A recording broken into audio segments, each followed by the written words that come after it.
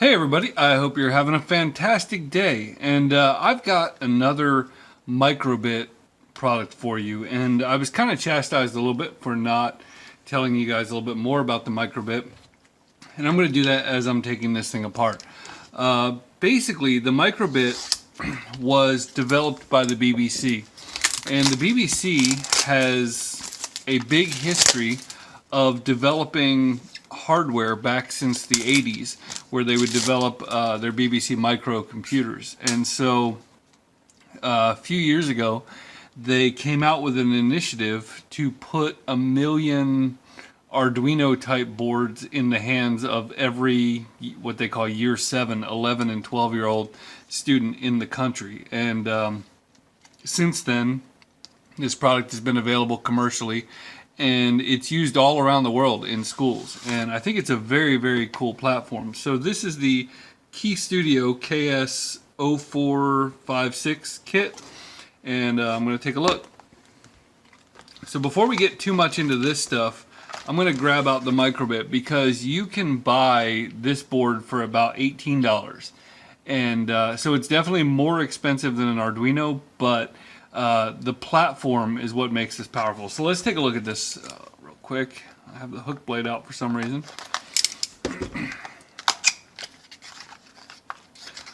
So this is the board itself with some instructions and safety guides and all that kind of stuff.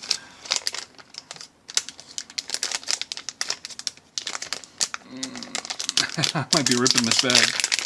Come on, baby. So it has a few GPIO pins broken out, and it has these tactile A and B push buttons, and there's a grid of 5x5 LEDs here.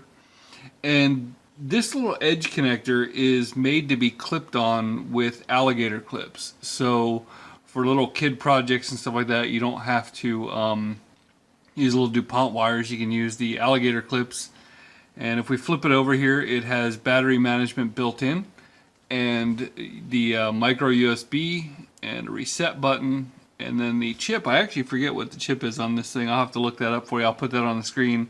And you know, there's just a few other. It's got like a built-in accelerometer and things like that, so you can shake it and do different things like that. So it's basically an Arduino with some extra stuff built into it in kind of this cool package. And speaking of the package, this is actually not a unique connector, and this is the Azure board from Pluggable. And I wasn't a super fan of the Azure service itself, but the board is very cool. And what's really neat about it is there's a lot of breakout boards where you can basically plug this in and have access to more GPIOs and things like that. And so that's part of this kit. So let's take a look. Speaking of breakout board, we're going to grab that, and there we go. Let's get the right blade out this time. So as you can see, looking at the Microbit itself, if you buy the $18 board, you could get in here and get access to these little, these extra little pins, but for the most part, they expect you to kind of clip on these big chunky things. So if you want to get a little bit more advanced, they have this breakout board which allows you to access more of the GPIO pins, and then it's just going to snap right in there and give you access to it. So nice, simple package for accessing those GPIO pins. And it looks like you might still be able to access these up top. I'm not sure if that's really the point of it or not. So let's grab some of these sensors. This kit is right around $45, which I think is pretty decent value for having, you know, considering it comes with the Microbit. Now that is one thing to warn you about, is Keyestudio was nice enough to include the Microbit in the kit, but it is not uncommon to find Microbit products that don't contain the Microbit. And so just be aware of that. You can buy a starter kit and not actually get this board, but this one for $45 includes the board and it includes these modules. So let's take a look at them. One thing I want to say also, like the boards are all well made. Like everything I've ever seen for Microbit has been well made. It's been cleanly soldered, and I'm guessing that has to do with the fact that this is made for students, and they probably know that there's no way that they're going to have products with solder paste all over them and stuff like that are going to ever make it into the schools. So in general, those things are built really well. And so one of the things just to talk about, and I'll probably do a little bit of a demo for this, but the thing with this is this system is designed to learn how to code. That's the point of this. You're trying to learn coding and electronics. And what I love about the way they did this is they built an online platform that you can use without even owning a microbit. So there are a lot of places in the world where they teach microbit coding without actually having to have the board, because the BBC put out a simulator, and so you can run your code and there's like a little picture of a microbit, and it'll show you exactly what it's doing with your code. And then when you can afford to buy a microbit, then you're going to get one.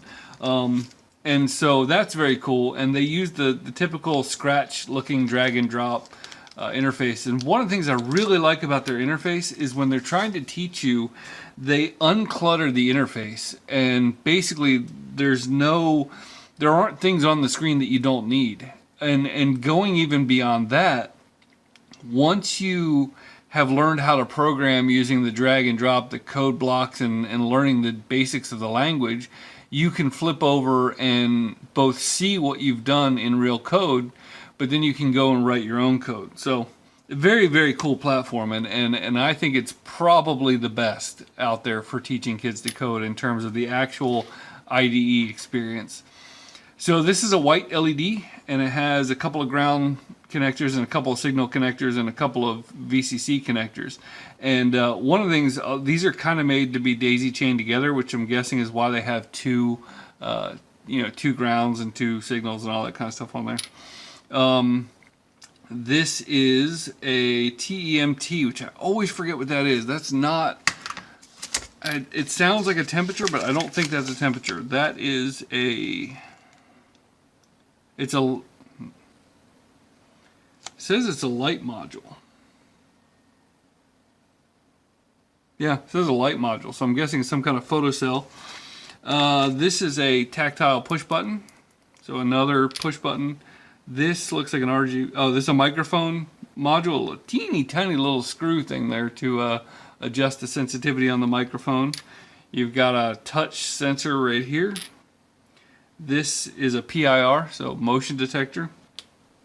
This is an RGB LED, and it's an RGB LED. Let me see here. So we got, yeah. So you have RG and B. So you're actually running three separate.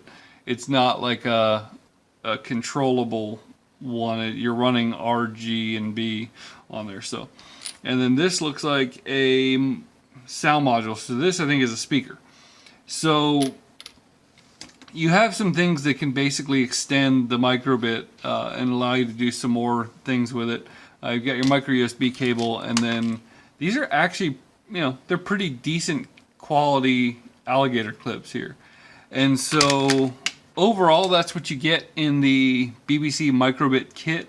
Plus, the big thing you get is the software experience. The software experience on Microbit for kids is second to none. In fact, like, when I have a student who's just accelerating above anybody else, and I want to just give them something where I can know that they can just kind of stay busy with it, I hand them the Microbit, because I know the site is safe, the board is safe. It's just a really simple thing for students to learn how to code. So that is the BBC Microbit.